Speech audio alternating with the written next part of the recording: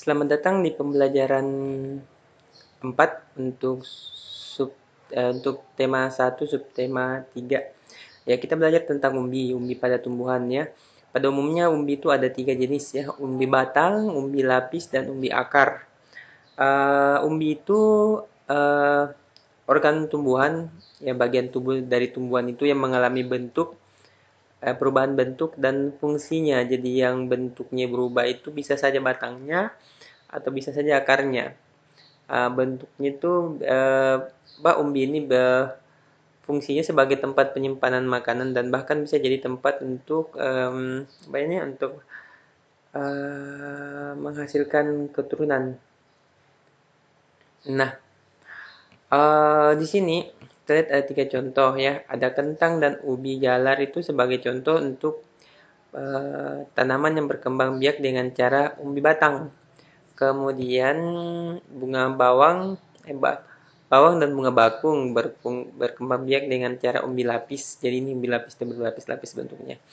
Kemudian wortel dan singkong berkembang biak dengan umbi akar. Ya. Jadi umbi itu juga tempat penyimpanan makanan ya.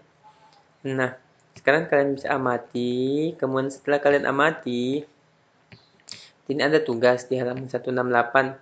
Apa persamaannya? Misalnya kalian di poin pertama kita bahas tentang bentuk daunnya. Apakah dia sama-sama berdaun hijau? Ya.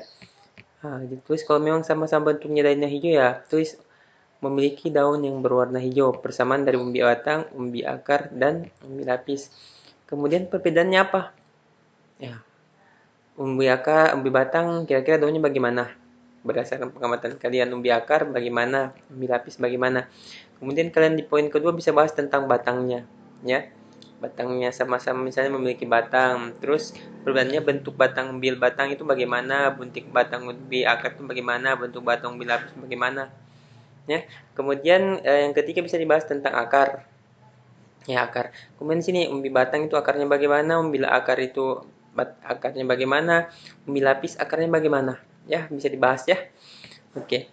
Kemudian soal berikutnya yang kalian kerja adalah ini mengapa bawang merah disebut umbi lapis? Ya, kalau kalian ngamati gambar ini, kalian bisa dapat jawabannya kan? Ini simpel, sederhana, tapi ini tidak usah mengikuti kata buku. Tidak usah mengikuti kata buku, tetapi berdasarkan kata-katamu sendiri. Ya, jadi ini berdasarkan kata-katamu sendiri. Hasil pengamatan ini. Oke. Ini bahasa Indonesia ya. Kemudian masih bahasa Indonesia. Kalau di pembelajaran sebelumnya kan kita bahas tentang tahap-tahapan misalnya katak, mulai dari telur, kecebong. Nah sekarang di sini cari informasi tentang tahap perkembangbiakan bawang merah.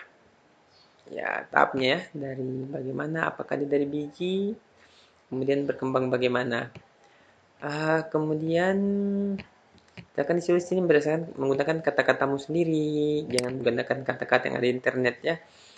Oke, baik jeleknya, bagus tidak bagusnya itu yang dinilai bukan ininya, bukan kata-kata yang dari internet, tetapi kata-kata berdasarkan kata-katamu sendiri. Kemudian ini tidak kita pelajari di PJOK, ada guru yang ajarkan.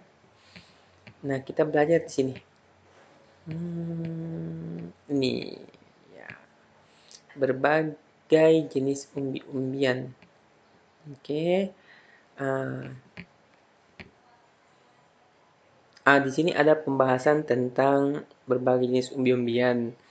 Nah, di sini tentang umbi-umbian itu jadi makanan yang digemari oleh orang Indonesia. Ya. Nah, di sini diceritakan tentang Siti bekerja sama dengan temannya. Nah, contoh kerjasama ini yang dikembangkan oleh Siti, itu tentu kalian juga punya contoh kerjasama seperti apa di kelas dengan teman-teman kalian. Nah, berdasarkan pengalaman kalian untuk bekerja sama dengan teman-temannya, coba tuliskan pengalamanmu bekerja sama di kelas bersama dengan teman-temanmu. Boleh tentang misalnya bekerja kelompok, boleh tentang membersihkan kelas, boleh tentang membersihkan halaman, boleh tentang bekerja sama membuat apa yang tugas-tugas ya, karya-karya. Jadi apa yang kalian kerja sama dengan teman, ceritakan di sini ya. Ini tentang tugas PKN. Kemudian di pembelajaran 5 ini perkembangbiakan dengan spora. Spora ini itu merupakan salah satu uh, alat perkembangbiakan pada tumbuhan ya.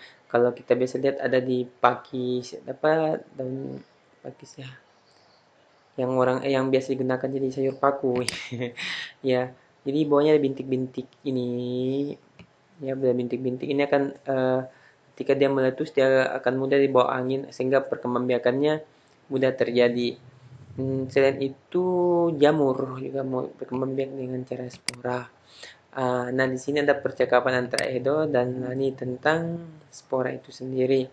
Silakan dibaca-baca terlebih dahulu. Setelah kamu baca, kamu bisa temukan kosakata yang baru menurutmu. Contoh spora. Ini spora kan kosakata baru ya. Kemudian apalagi yang kamu rasa baru, kosakata yang baru di sini? Misalnya kamu anggap sejuk merupakan kosakata baru yang menurut kamu tidak pernah dengar, boleh. Kemudian apa lagi yang kamu dapat yang merupakan kosakata baru misalnya?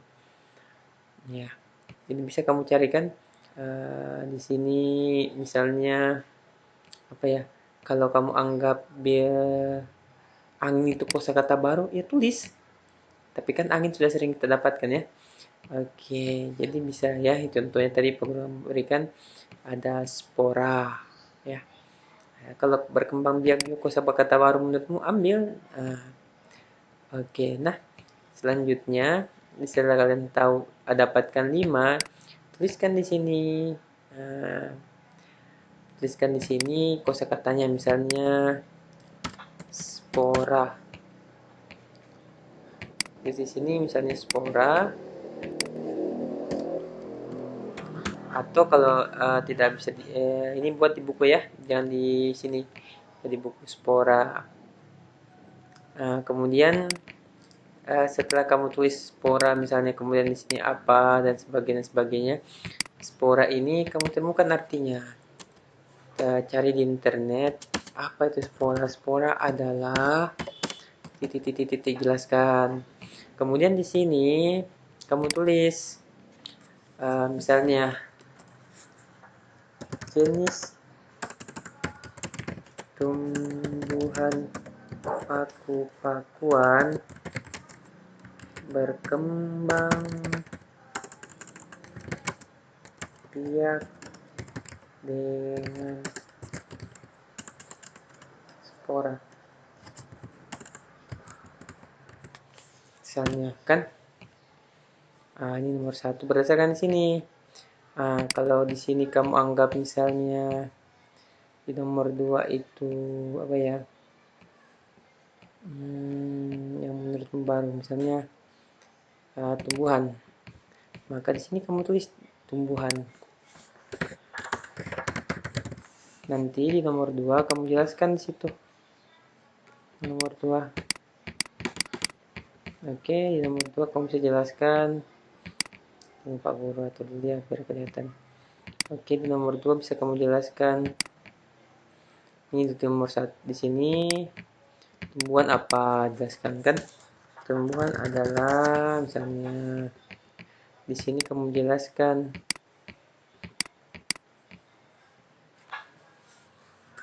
katanya tumbuhan dapat berkembang biak dengan apa. Oke. Nah, itu contoh. Oke, silakan dikerja. Kemudian kita pindah ke halaman berikutnya. Di sini ada Lani yang menyayangi tanaman. Bagaimana ceritanya? Kita lihat. Ya, di sini Lani ini nggak usah dikerja teks ya. Ini Lani menanam apa namanya memelihara tumbuhan ya. Kalau kita amati gambarnya dia menyiram. Apa tujuannya disiram? Supaya dia tidak mati. Jadi ketika diberi air tumbuhan itu menyerap air dari dalam tanah. Ya, air itu digunakan untuk proses fotosintesis, fotosintesis ya. Jadi nanti airnya masuk ke dalam tanah, nanti itu akar tumbuhan itu menyerap nutrisi dari dalam tanah dengan air, kemudian digunakan untuk proses fotosintesis atau proses pembuatan makanan yang di dalam daunnya untuk mereka dapat hidup. Oke. Nah, nanti dari proses fotosintesis itu dia akan menghasilkan udara yang dapat kita hirup. Nah, dari sini kita lihat, oh di sini ada kerjasama ditegaprakan di sekolah. Oke, coba lihat. Ada yang menyapu halaman, ada yang membersihkan lantai, ada yang membersihkan jendela. Oke, nah, ini contoh ya. Kita cuma mengamati saya di sini. Nah, karena tadi Pak Guru bilang ini tidak dikerja, oke. Nah, di sini ketika kalian belajar membaca, ini coba kita perhatikan. Inilah nih, datangnya awal kalimat.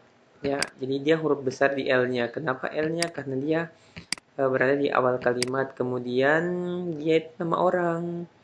Jadi Lani itu ketika ada di kata-kata mana saja di sini, dia harus menggunakan huruf besar karena dia nama orang, L-nya. Kemudian titik, setiap kalimat diakhiri dengan tanda titik. Ini ada tanda titik. Nah, ini paragraf baru lagi ya. Dia menggunakan huruf besar jikanya. Kenapa besar? Karena awal kalimat. Setelah satu kalimatnya habis, diakhiri dengan titik. Setelah titik, mulai lagi dengan huruf besar. Di awal katanya, merawat dan memelihara. M ini karena sebelumnya ada titik, maka dia M besar. M di sini tidak usah huruf besar, karena bukan di awal kalimat ya. Gitu, sampai titik habis. Berarti kalimat ini satu kalimat ini. Dari sini sampai sini satu kalimat. Diakhiri dengan tanda titik. Kemudian untuk memulai kalimat baru, kita gunakan huruf besar lagi di awalnya. Kalau di sini ada koma, koma tidak menggunakan huruf besar. Ya. Oke, sampai sini dia huruf satu kalimat sampai tanda titik. Nah, setelah tanda titik berarti huruf besar lagi. Ya, oke, begitu seterusnya. Nah, ini PKN, tapi kita tidak belajar di sini. Kita belajar, kita tidak memberikan tugas di situ ya. Jadi yang kita lanjut ke matematika. Ya, di soal matematika berikutnya ini kita lihat pembagian.